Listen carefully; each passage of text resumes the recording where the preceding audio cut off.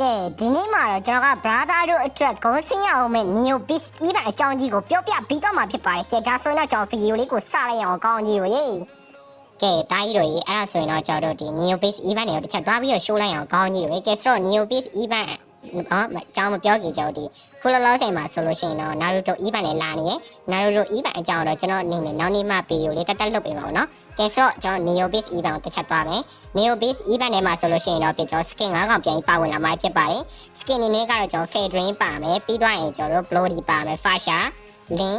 Lalia ဆိုပြီးတော့ကျွန်တော် skin 5 ကောင်ပြန်ပြီးပါဝင်လာမှာဖြစ်ပါတယ်ကောင်းကြီးပဲကဲဆိုတော့ skin တွေကတော့တည့်အတိုင်းပဲ Neo Beast skin တွေဆိုတဲ့အတိုင်းပဲတော်တော်လေးမှကျွတ်ထနေမယ် skin တွေပဲဖြစ်ပါတယ်ကောင်းကြီးပဲကဲဆိုတော့ကျွန်တော်တို့ event ရဲ့ကျွန်တော်တို့ price pool တွေကနေအရင်တော့သွားပြီးတော့ show မယ်ကောင်းကြီးပဲနော်ကဲ price pool ထဲမှာဆိုလို့ရှိရင်တော့ကျွန်တော်တို့ဒီ Neo Beast skin 5 ကောင်ပါဝင်လာမှာဖြစ်ပါတယ်ဆိုတော့ဒီနေရာမှာတော့ကျွန်တော်တို့တခြား skin ကဘာလို့2ကောင်ပဲဖြစ်နေလဲဆိုလို့ရှိရင်သူအနေနဲ့ကျွန်တော်တို့ original server မှာမရောက်သေးဘူး advanced server မှာစမ်းသပ်နေတဲ့အနေအထားပဲဖြစ်တဲ့အတွက် skin 2ကောင်ပဲပြတာသေးတာပဲဖြစ်ပါတယ်ပြီးတော့တော့သူ့အနေနဲ့ epic skin 3ကောင်လည်းပါဝင်လာဖြစ်ပါတယ် epic skin 3ကောင်ကတော့ကျွန်တော်တို့ဒီ link ရဲ့ bloody ရဲ့ fasa ရဲ့ skin တွေကိုပြထားတာပဲဖြစ်ပါတယ်ဒါပေမဲ့ epic skin 3ကောင်ကတော့ဒီနေရာမှာအပြောင်းလဲလေးရှိမယ်လို့တော့ကျွန်တော်အနေနဲ့ထင်ပါတယ် original server ကိုရောက်လာခဲ့ရင်ပေါ့နော်ကဲနောက်ဆုံးအနေနဲ့ကျွန်တော် item တွေပေါ့နော် item တွေမှာဆိုလို့ရှိရင်ကျွန်တော် record effect spam effect ပြီး animation effect notification effect နဲ့ emote ပေါင်းလေးဆိုပြီးပါဝင်လာမှာဖြစ်ပါတယ်အဲ့ဒါတွေကတော့ event ရဲ့ reward တွေပေါ့နော်ပြီးသွားရင်တော့ကျွန်တော်တို့ဒီ event reward ထဲမှာပါတယ် Neo Beast check coin လေးလည်းပါလာမှာဖြစ်ပါတယ် Neo Beast check လေးတွေကတော့သူ့အနေနဲ့အများဆုံး20အထိရရှိနိုင်မှာပဲဖြစ်ပါတယ်ကောင်းကြီးတွေကဲဆိုတော့ဒါလို့ဆိုရင်တော့ event ရဲ့ price pool တွေကိုကောင်းကြီးတို့လည်းကောင်းကောင်းမွန်မွန်နားလည်လောက်ပြီးလို့ထင်တယ်ကဲအဲ့တော့ကျွန်တော်တို့ဒီ event shot တွေကိုတစ်ချက်သွားကြည့်မယ်ပေါ့နော် event shot တွေမှာဆိုလို့ရှိရင်တော့ Neo Beast skin ကောင်ကိုသူအနေနဲ့ coin 1200နဲ့လဲလဲနိုင်မှာပဲဖြစ်ပါတယ်ကောင်းကြီးတို့ကဲဆို coin 1200ပေါ့နော်ဒီနေရာမှာတော့ skin က2ကောင်ပဲရှိသေးတယ်ကျွန်တော်ရှေ့ကပြောခဲ့သလိုပဲခုမှစမ်းတက်နေတဲ့အနေအထားဖြစ်နေတာဖြစ်တဲ့အတွက်ကြောင့်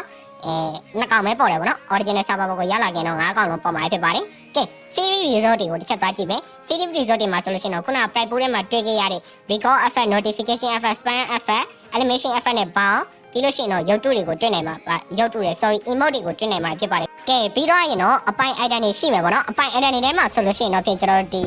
skin 5 ကောင်ရဲ့ hero တွေကို exchange လုပ်လို့ရမယ့်နေရာလေးပါလာမယ်ပြီးတော့ရင်တော့သူ့အနေနဲ့ဒီ battle point နှစ်ဆက exp နှစ်ဆကပြီးတော့ရင်တော့ fragment တွေပါမယ်ပေါ့နော် fragment တွေပါမယ်ပြီး emblem ဘုံတွေပါလာမှာဖြစ်ပါတယ်ကောင်းကြီးတွေပြီးတော့ရင်တော့သူ့အနေနဲ့ trial ထဲမှာတော့ကျွန်တော်တို့ဒီ Neo Beast event နဲ့ပတ်သက်တဲ့ trial လေးတစ်ခုကိုပဲမြင်တွေ့နိုင်မှာပဲဖြစ်ပါတယ်ကောင်းကြီးတွေကဲဆိုတော့ကျွန်တော်တို့ဒီ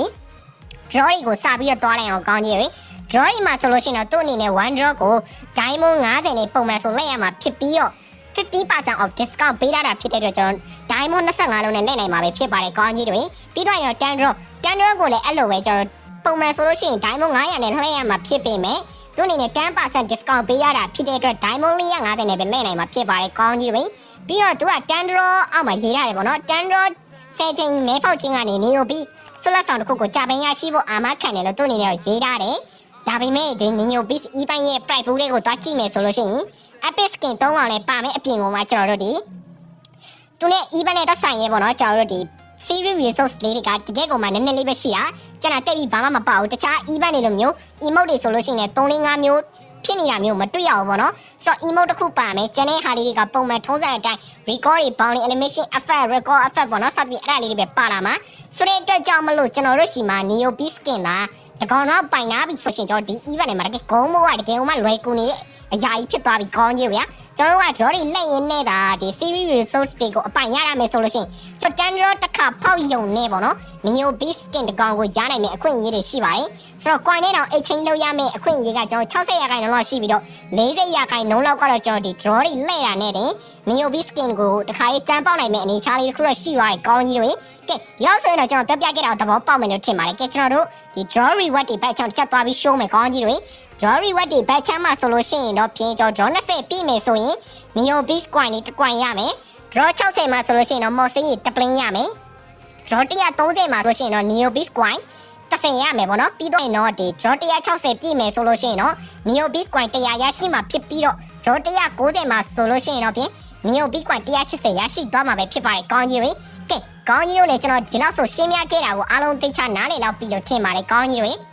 event ကအခုချိန်မှာ original server ကိုမရောက်သေးဘဲနဲ့ advanced server မှာပဲရှိသေးတာဖြစ်တဲ့အတွက်ကြောင့်မလို့ကျွန်တော်အနေနဲ့ original server ကိုရောက်လာခဲ့ပြီဆိုရင်တော့ဒီ event ကြီးကိုဖောက်ပြသွားမယ်ဘလို့ဒီဂုံးရမလဲဆိုတော့ပြောပြသွားပေးမှာပဲဖြစ်ပါတယ်ကောင်းကြီးတွေ ကဲကောင်းကြီးတို့အခုမြင်တွေ့နေရတဲ့ skin ကတော့ကျတော့ဘန်နီကြတာရဲ့အစ်ထွက်ထားတဲ့ convert skin ကြီးပဲဖြစ်ပါတယ်ခုဒီမှာဝင်မယ်ဆိုလို့ရှိရင်တော့ဖြစ် diamond 900ကျော်လေးနဲ့ရမှာဖြစ်ပါတယ်ကောင်းကြီးတွေ skin ရဲ့ scale animation effect တွေကတော်တော်လေးကိုလှတယ်ကျန်တာတွေ scale animation effect တွေ display animation effect တွေခဏထားဘာဖြစ်တော့ skin ကအစ်ထွက်လာတဲ့ skin အစ်ထွက်လာတဲ့ skin ကိုမှတာမန် skin နဲ့မတူဘဲနဲ့ new touch တစ်ခုအနေနဲ့ convert ဆိုပြီးထွက်လာတဲ့ skin ကြီးဖြစ်တာဖြစ်တဲ့အတွက်ကြောင့်မလို့ကောင်းကြီးတို့အနေနဲ့ skin အစ်တွေ skin လာတဲ့ skin လေးကိုစုဆောင်းရတာကြိုက်တယ်ဆိုရင်တော့ဒီ skin လေးကိုတွားပြီးပြေးဝယ်တာဖို့ပဲပြောချင်ပါတယ်ကဲဆိုတော့ပန်နာရဲ့ဒီနေ့ဒီဗီဒီယိုလေးကတော့ဒီလောက်ပါပဲဆုံးလေးလိုက်ကြည့်ပြီးကြလို့ကောင်းကြီးတို့အားလုံးကျေးဇူးအများကြီးတင်ပါတယ်ဆိုတော့ like and subscribe လေးလုပ်ခဲ့ပေးဖို့လည်းမမေ့ပါနဲ့နော်